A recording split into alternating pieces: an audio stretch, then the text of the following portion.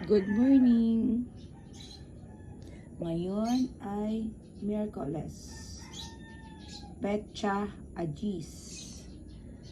Inom po tayo. Oregano, bawang, kalamansi with honey. Maglaga po kayo ng 5 dahon ng oregano, 2 butil na bawang, patakan nyo po ng 2 kalamansi. Pakuluan nyo po yung 5 dahon ng bawang at 5 dahon ng oregano, 2 bawang, 2 tasang tubig. Pagkakulo, huwag isama ang dahon. Patakan ng 2 kalamansi, lagyan ng konting honey sa may mga ubo at sipon at medyo mataas ang blood sugar. Lagyan nyo po ng honey. Ito lang po i-take natin. Sa isang linggo kahit 2 beses po natin itong iniinom. Maraming salamat. Baka makatulong.